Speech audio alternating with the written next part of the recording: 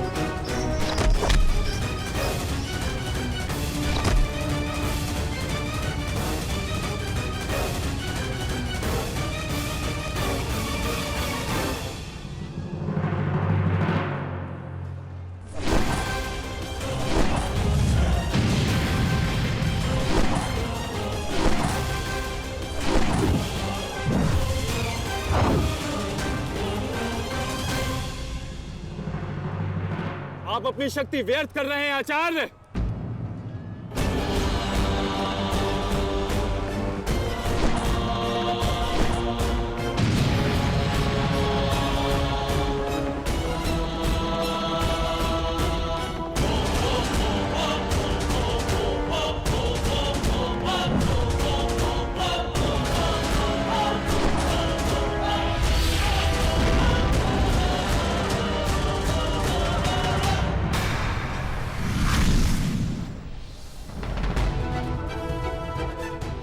दुर्योधन को मेरी सहायता की आवश्यकता है।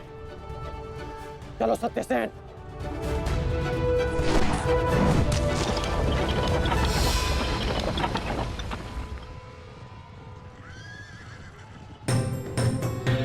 कहां चले अंगराज? मैं जानता हूं कि तुम्हारे मित्र पे आए संकट का संदेश तुम्हें मिल चुका है, परंतु मैं तुम्हें जाने नहीं दे सकता। तुम कदाचित मुझे रोक सकते थे अर्जुन, परंतु तुमने एक भूल कर दी। तुम अपने रथ पर नहीं हो अर्जुन।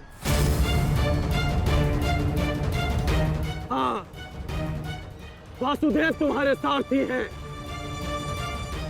परंतु महाबली हनुमान का आशीर्वाद तुम्हारे रथ पर नहीं।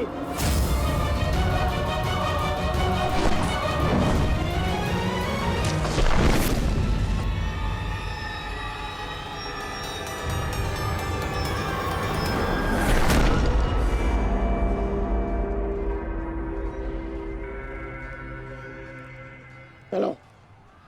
मैं अभी भी पराजित नहीं हुआ हूं कर्ण। तुम इस प्रकार द्रोण छोड़कर नहीं जा सकते।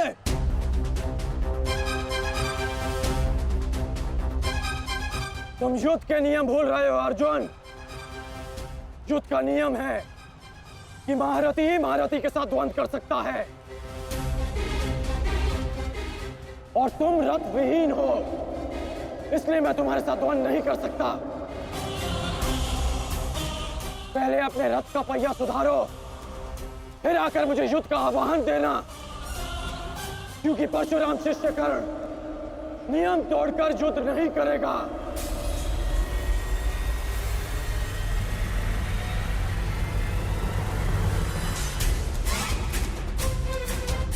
चलो सत्यसेन।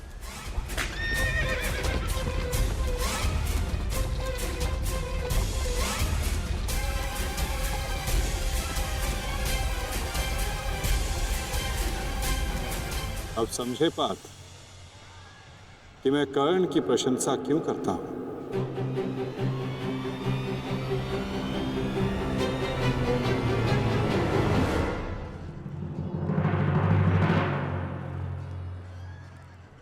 मानता हूं कि आपका वध करना काकाश्री की प्रतिज्ञा थी।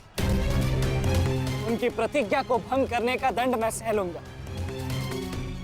परंतु आज अपनी माता के अपमान का दंड मैं आपको अवश्य दूंगा।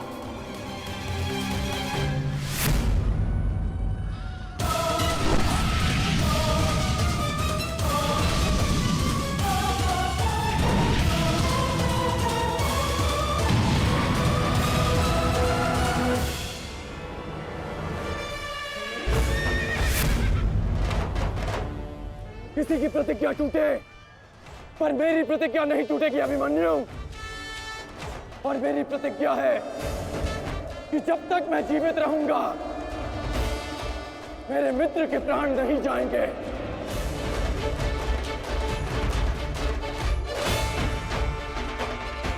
यदि जीवित रहना चाहते हो तो पीछे हट जाओ अभिमन्यु।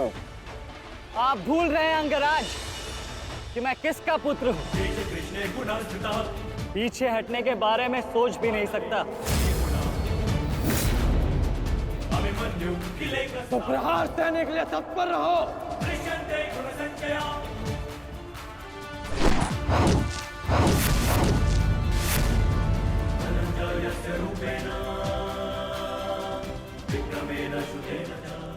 ये मेरे लिए पर्याप्त नहीं अंगराज।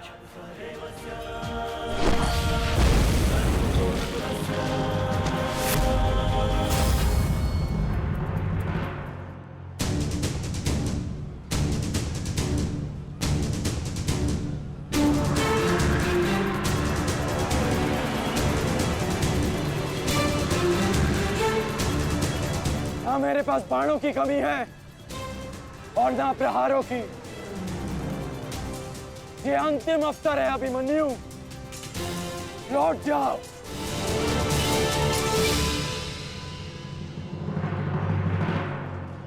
तो मेरे तुनीर में भी उत्तर प्रस्तुत है अंगराज।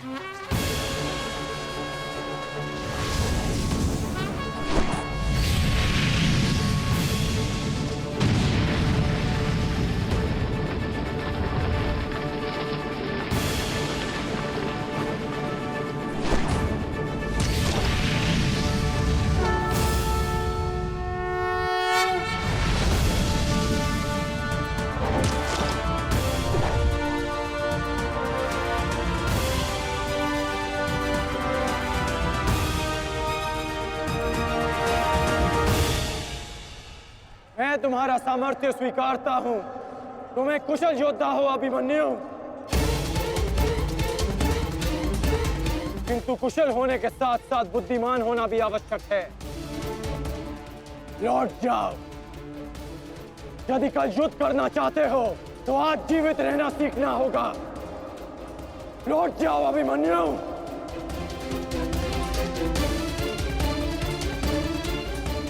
एक योद्धा के लिए आज या कल नहीं होता अंगराज। उसके लिए केवल वो ही पल होता है जिसमें वो मृत्यु के सामने खड़ा होता है। एक वीर योद्धा से सुना था मैं, हे मृत्यु, तैयार यदि तू आने को, प्रसन्न मुखा। द्वार खुला है, तेरा स्वागत, प्रसन्न मुखा।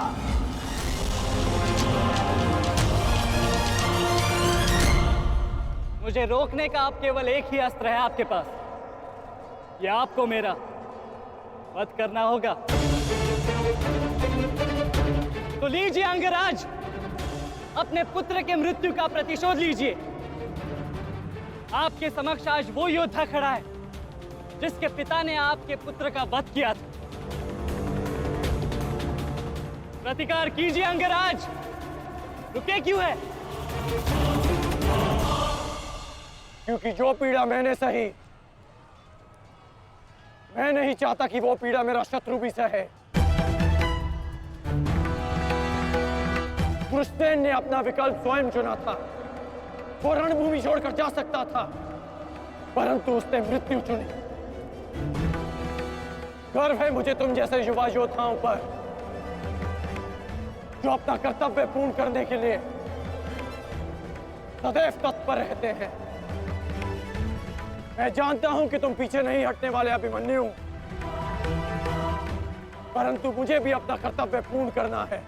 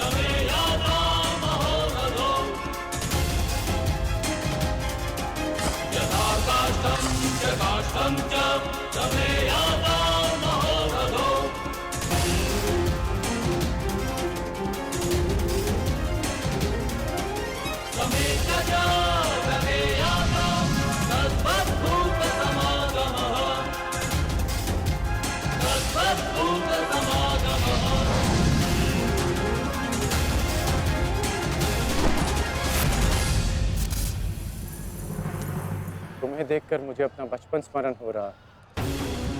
अभी तुम्हारा जीवन आरंभ हुआ है वत्स। इसे इस प्रकार व्यर्थ मत करो। मैं आशा करता हूं कि अगली बार जब हम दोनों मिले तो दो शत्रुओं के भांति नहीं, दो वीरों के भांति एक दूसरे के गले में। अभी तुम्हारा जीवन शेष है। जाओ वत्स।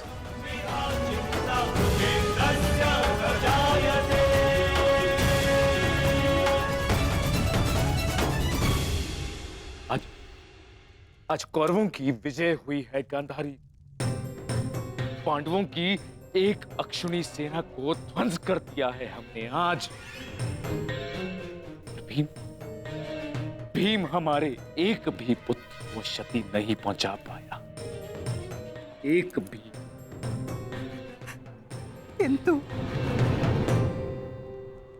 किंतु दुर्योधन का क्या महाराज?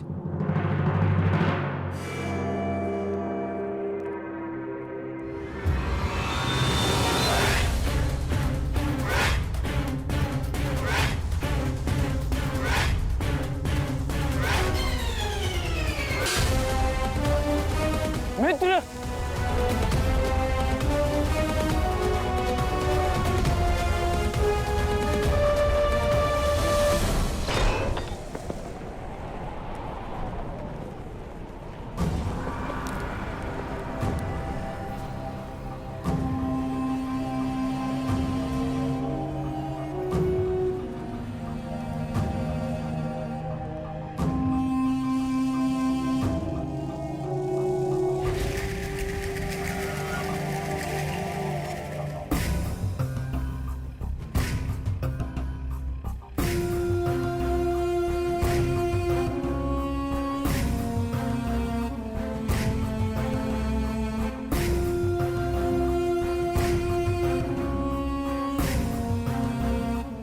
आज मैं आपको उस अपमान का अनुभव कराऊंगा। आपकी पूरी सेना और महारथियों के समक्ष आपका वस्त्र हरण करूंगा।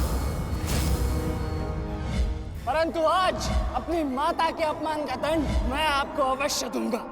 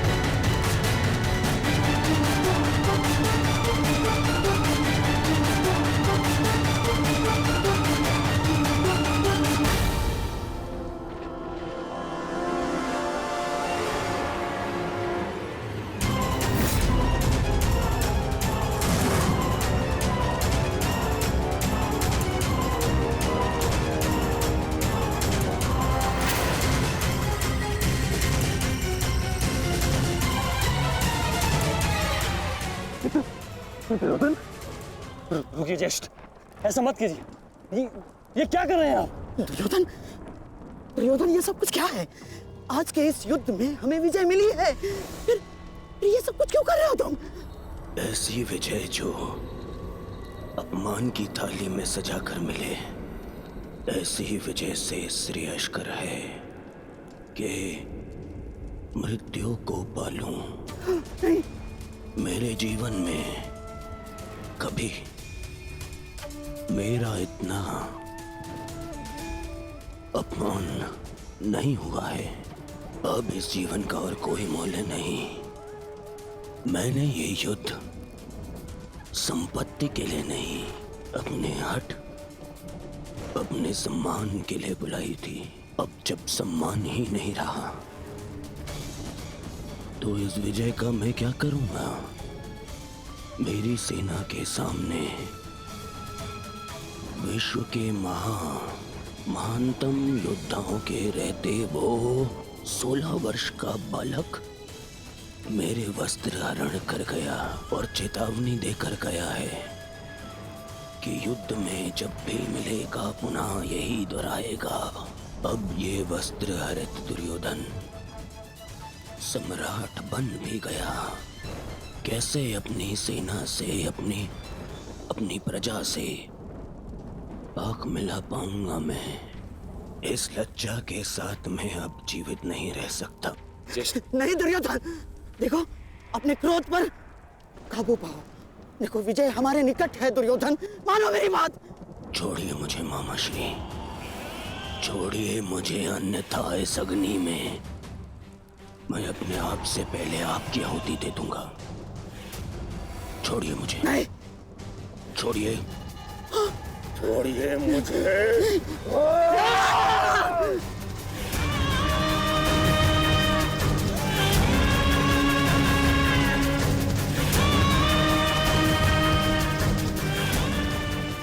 नहीं नहीं दुर्योधन, देख क्या रहे हो मूर्खों? कोई रोको इस अनर्थ को।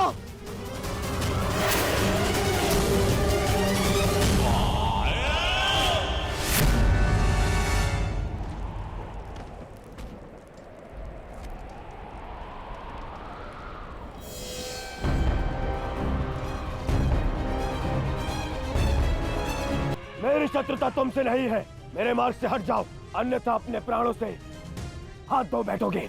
तो आज मैं उस कलंक को दूंगा जो मेरे परिवार के माथे पर है, कि अपने कुलवधु के अपमान का प्रतिकार नहीं कर पाए।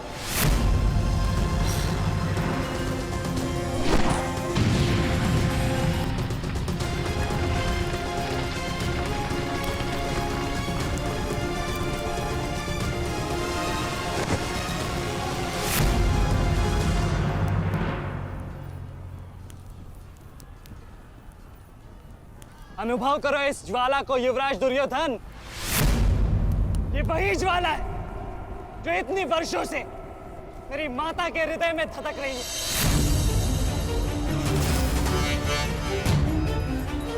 छोटा था मैं बहुत, पर मेरा रोम रोम जल उठता था ये सुनकर कि मेरी माता के साथ क्या हुआ। सोचो मेरे माता पिता और मेरे काकाओं पर क्या बीती होगी जब उन्होंने वह दृश्य देखा। मेरे माता पर क्या बीती होगी जब सहस्त्रों आंखें उनके वस्त्रहीन होते शरीर पर पड़ रही थी। आज मैं आपको उस अपमान का